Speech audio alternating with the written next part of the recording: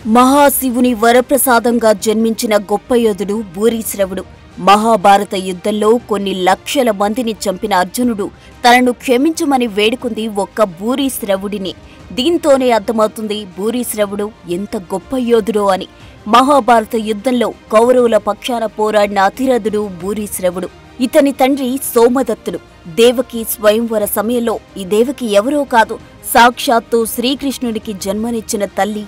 మహా అందగత్తె అయిన దేవకి స్వయంవరానికి భరత ఖండంలోని ఎంతో మంది రాజులు వస్తారు. సోమదత్తుడు కూడా దేవకిని పెళ్లి చేసుకోవడానికి స్వయంవరానికి వస్తాడు. అయితే అక్కడకు సిని అనే యాదవరాజు వచ్చి చక్కని చుక్క అయిన దేవకిని తన కుమారుడైన వసుదేవుడికిచ్చి పెళ్లి జరిపిస్తా అంటూ దేవకిని బలవంతంగా తీసుకుని రథంపై బయలుదేరుతాడు. అయితే స్వయంవరానికి వచ్చిన సోమదత్తుడు సినికి అడ్డుపడతాడు. సోమదత్తుడికి సినికి మధ్య యుద్ధం భయంకరంగా జరుగుతుంది. చివరికి సిని చేతిలో సోమదత్తుడు ఓడిపోతాడు. సోమదత్తుడి జుట్టు పట్టుకుని సభావేదికంతా ఈడ్చుకుంటూ తీసుకొచ్చి అతని గుండెలపై కాలితో తనతో దారుణంగా అవమానిస్తాడు సిని. సోమదత్తుడి బట్టలు చినిగిపోయి ఆ స్వయంవర సభలో ఉన్న ఆడవారందరూ సోమదత్తుడిని చూసి నవ్వుతారు. ఈ సంఘటన సిని సోమదత్త కుటుంబాల మధ్య ద్వేషాన్ని రేకెత్తించింది. తరాల మధ్య శత్రుత్వానికి దారితీస్తుంది. ఆ తరువాత సిని మిగిలిన యువరాజులను ఓడించి దేవకిని తీసుకుని వెళ్లి వసుదేవుడితో పెళ్లి జరిపిస్తాడు. అయితే అవమానపడ్డ సోమదత్తుడు ఎలాగైనా సినిపై ప్రతీకారం తీర్చుకోవాలనే లక్ష్యంతో మహాశివుని గురించి ఘోర తపస్సు చేస్తాడు. అతని తపస్సుకు సంతోషించిన శివుడు ప్రత్యక్షమై ఏమి వరం కావాలని అడగ్గా అందుకు సోమదత్తుడు వేలాది మంది రాజుల మధ్యలో సిని వంశస్థుణ్ణి కొట్టి యుద్ధంలో కాలితో తన్ని బలమైన శక్తిగల కుమారుడు కావాలని కోరుతాడు. అందుకు శివుడు ఆ వంశంలో పుట్టే శ్రీకృష్ణుణ్ణి తప్ప మిగిలిన అందరినీ జయించగలడు అని చెప్పి వరం ఇస్తాడు.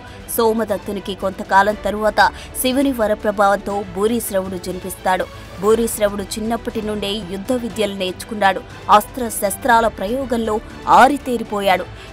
వేదాంగాలు అభ్యసించి ఒక ఋషిలా మానవత్వం ఉన్న మనిషిలా తయారయ్యాడు. ఎప్పుడూ భగవాన్ నామ స్మరణ చేస్తూ ఒక రాజులా కాకుండా ఒక యోగిలా ఉండేవాడు. విందులు విలాసాలకు దూరంగా ఆధ్యాత్మిక చింతనతో జీవించేవాడు. ఆ తరువాత కొంతకాలానికి మహాభారత యుద్ధం జరగబోతుందని తెలిసి ఆ యుద్ధంలో సినీ వంశస్థులైన శ్రీకృష్ణుడు, సాత్యకి మొదలైన వీరులు పాండవులకు మద్దతిస్తున్నారని తెలిసి అతిరథుడైన భూరీశ్రవుడు కౌరవుల పక్షాన యుద్ధం చేస్తాడు. పాండవుల పక్షాన ఉన్న ఎంతో మంది యోధులను యుద్ధంలో ఓడిస్తాడు. కొన్ని వేల మంది సైనికులను చంపి పాండవులకు చాలా నష్టాన్ని కలిగిస్తాడు. తన శత్రు వంశస్థుడైన సాత్యకి 10 మంది కుమారులను యుద్ధంలో దారుణంగా హతమారుస్తాడు. తన కుమారులను చంపి తనకు కడుపుకోత మిగిల్చిన భూరీశ్రవుణ్ణి చంపడానికి సమయం కోసం కాచుకొని ఎదురు చూస్తుంటాడు సాత్యకి. మహాభారత యుద్ధం 13వ రోజు పద్మవ్యూహంలో అభిమన్యుడిని కౌరవ యోధులందరూ చుట్టుముట్టి దారుణంగా చంపుతారు. అభిమన్యుడి చావుకు కారణం జయద్రథుడు. తెలిసిన అర్జునుడు రేపు సూర్యాస్తమయంలోగా జయద్రథుని చంపుతాను, అలా చేయనిచో నేను అగ్నిలో దూకి ప్రాణత్యాగం చేస్తాను అని భీకర ప్రతిజ్ఞ చేస్తాడు. ఈ వార్త విన్న దుర్యోధనుడు పరమానంద భరితుడవుతాడు. ఎందుకంటే రేపొక్కరోజు సైంధవుణ్ణి కాపాడితే చాలు, అర్జునుడు సైంధవుణ్ణి వధించలేక తానే చనిపోతాడు. అర్జునుడు ఆడిన మాట తప్పడు అని అనుకుంటాడు దుర్యోధనుడు. కానీ జయద్రథుడు భయభ్రాంతుడవుతాడు. తాను యుద్ధరంగం వదిలి నగరానికి వెళ్లిపోతానని సిద్ధమవుతాడు. అలా యుద్ధరంగం నుంచి తొలగిపోవడం అమర్యాదని, అది వీరుని లక్షణం కాదని దుర్యోధనుడు సైంధవుడికి నచ్చజెప్తాడు. నీవేమీ భయపడకు, మేమంతా కలిసి రేపు నీవు అర్జునుడి కంటపడకుండా కాపాడతామని ధైర్యం చెప్తాడు. యుద్ధం 14వ రోజు ద్రోణుడు జయద్రథుడిని రక్షించడం కోసం శకట వ్యూహం అమలు చేస్తాడు. జయద్రథుడిని మధ్యలో ఉంచి చుట్టూ కర్ణుడు, ద్రోణుడు, అశ్వత్థామ మొదలైన కౌరవ యోధులు కాపాడుతుంటారు. అర్జునుడు ఆ వ్యూహాన్ని సమీపించకుండా చేయాలని కౌరవ వీరులలో కొందరు అతడితో యుద్ధం చేస్తుంటారు. అయితే అర్జునుడు సాధ్యమైనంత త్వరగా జయద్రథుని చేరుకునేందుకు ప్రయత్నం చేస్తుంటాడు. అతన్ని వధించాలి, లేనిచో తాను మరణించక తప్పదు అని అర్జునుడికి తెలుసు. కృష్ణార్జునులకు స్నేహితుడైన సాత్యకిని యుద్ధరంగంలో ధర్మరాజుకి రక్షకునిగా నియమిస్తారు. అయితే యుద్ధరంగంలో భూరిశ్రవుడు ఎదురవగానే అతని పట్ల పగతో ఉన్న సాత్యకి ఇదే మంచి సమయం భూరిశ్రవుణ్ణి చంపడానికి అని అనుకుని ధర్మరాజుని ఒంటరిగా వదిలేసి భూరిశ్రవుడితో ద్వంద్వ యుద్ధం చేస్తాడు. భూరిశ్రవుడికి సాత్యకి మధ్య యుద్ధం భయంకరంగా జరుగుతుంది. ఇద్దరూ ఒకరిపై ఒకరు పిడిగుద్దులు గుద్దుకుంటారు. కాసేపు కత్తులతోనూ మరి కాసేపు గదతోనూ ఇలా ఏది దొరికితే దానితో యుద్ధం భయంకరంగా చేస్తారు. ఇద్దరు అతిరథులు ఒకరికి ఒకరు తగ్గకుండా యుద్ధం చేస్తారు.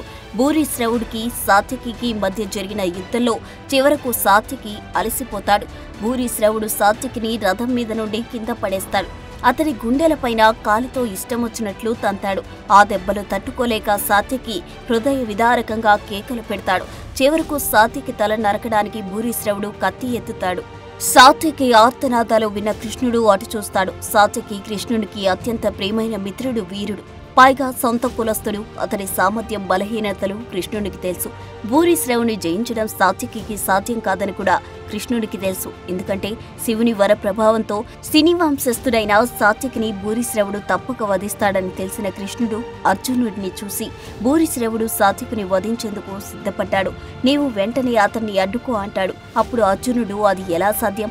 వారిద్దరూ యుద్ధం చేస్తుండగా నేను మధ్యలో చొరబడడం క్షత్రియ ధర్మం కాదు అంటాడు. సాత్యకి మీకోసం యుద్ధం చేసేందుకు వచ్చాడు. అతడు ఆపదలో ఉన్నప్పుడు కాపాడకపోవడం ధర్మం కాదు అని కృష్ణుడు చెప్పగా వెంటనే అర్జునుడు ఒక అద్భుత బాణాన్ని సంధించి కత్తి ఎత్తి పట్టుకున్న భూరిశ్రవుడి చేతిని ఖండిస్తాడు.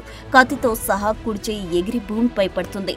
బాధతో చుట్టూ చూసిన భూరిశ్రవుడు తనపై బాణం వేసింది అర్జునుడు అని గ్రహించి నేను మరొకరితో యుద్ధం చేస్తుండగా నన్ను గాయపరిచావు, ఇదెక్కడి ధర్మం? ఇటువంటి పని పిరికివాడు మాత్రమే చేస్తాడు, క్షత్రియుడు కాదు.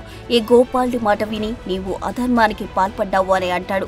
ఆ మాటతో ఏం చెప్పాలో తెలియక అర్జునుడు తలదించుకుంటాడు. అయితే భూరిశ్రవుడు అక్కడ భుజంపై ఉన్న బాణాలు ఎడమ చేతితో తీసి నేలపై వేసి వాటి మీద కూర్చుని ధ్యానం చేస్తాడు. అతను బ్రహ్మదేవుని ప్రార్థించి తన ప్రాణాలు నైవేద్యంగా సమర్పిస్తాడు. అతను తన కళ్ళను సూర్యునిపై, మనస్సును స్వచ్ఛమైన నీటిపై ఉంచాడు. నోటితో నెమ్మదిగా మంత్రాలు చదువుతుంటాడు. అయితే తన తల తెగిపోతుందనుకున్న సాత్యకి కొన్ని క్షణాలకు తెలివి వచ్చి జరిగింది తెలుస్తోంది. ధ్యానం చేస్తున్న భూరిశ్రవుని చూస్తాడు. తెగిపడి ఉన్న అతని చేతిలోని కత్తిని తీసుకుని వేగంగా భూరిశ్రవుని వైపు కదులుతాడు. ఇక వద్దు వద్దు అంటూ కృష్ణార్జునులు వారిస్తున్నా వినకుండా వేగంగా వెళ్లి యోగాసనంలో కూర్చొని ఉన్న భూరిశ్రవుని శిరస్సు ఖండిస్తాడు. అర్జునుడు విభ్రాంతుడైపోతాడు. కృష్ణుడు సిగ్గుతో తలదించుకుంటాడు. సాత్యకి తన ప్రతీకారం తీరినందుకు విజయ గర్వంతో పొంగిపోతాడు. అర్జునుడు చేసిన ఈ అధర్మ యుద్ధాన్ని పాండవుల సైన్యంతో సహా సైనికులందరూ ఖండించారు. అర్జునుడిని నిందించారు. భూరిశ్రవుణ్ణి స్తుతించి మనసులోనే పూజిస్తారు. ఇక అర్జునుడు కూడా తన తప్పు తెలుసుకుని యుద్ధం ఆపి భూరిశ్రవుని పార్థివ దేహాన్ని సందర్శించి చేతులు జోడించి నన్ను క్షమించు అంటూ వేడుకుంటాడు. తను చేసిన పనికి పశ్చాత్తాపడతాడు. అప్పుడు శ్రీకృష్ణుడు భూరిశ్రవుడు యుద్ధంలో అజేయుడు. శివుని వర ప్రభావం వల్ల సిని వంశస్థులను నిర్మూలించగలడు. అంతేకాక అతను గొప్పదాత. అనేక యాగాలు చేశాడు. వేలాది ఎకరాల భూమిని విరాళంగా ఇచ్చాడు. కౌరవుల వైపు యుద్ధం చేసినా ఎప్పుడూ ధర్మం తప్పలేదు. నిరంతరం భగవన్నామస్మరణలోనే నిమగ్నమై ఉండేవాడు. అతను మంత్రాలతో పునీతమయ్యాడు. వరాలను ఇవ్వడంలో గొప్పవాడు. తన ధర్మం కారణంగా భూరిశ్రవుడు తప్పక స్వర్గానికి చేరుతాడు. నీవు చింతించకు అర్జున అంటాడు కృష్ణుడు. అయినా బాధతో అంతా నీవే చేశావంటాడు అర్జునుడు. అప్పుడు శ్రీకృష్ణుడు ఇలాంటి ధర్మాత్ములను ధర్మయుద్ధంలో చంపలే, అధర్మంగానే సంహరించాలి. అభిమన్యుడి విషయంలో కౌరవులు చేసింది అధర్మం. ఇప్పుడు మనం చేసింది కూడా అధర్మమే. అయితే వారు అధర్మాన్నే నిలపాలనే ఉద్దేశంతో అధర్మాలు చేశారు. కానీ మనం ధర్మాన్ని శాశ్వతంగా నిలిపేందుకు అధర్మం చేస్తున్నాం. ఇక్కడ తప్పు ఒప్పుల ప్రశ్న కాదు. లక్ష్యం ఏమిటి? లక్ష్య సాధనకు నీతి న్యాయాల పరిధిలో విజయం సాధించగలవా లేదా అనేదే ముఖ్యమైన ప్రశ్న అని కృష్ణుడు అర్జునుడికి బోధించి సమయం మించిపోతుంది, జయద్రథుణ్ణి చంపమని కర్తవ్యాన్ని బోధిస్తాడు. ఈ విధంగా గొప్ప యోధుడు భూరిశ్రవుడు అధర్మ యుద్ధంలో అస్తమిస్తాడు. For more videos like this, subscribe Big TV channel.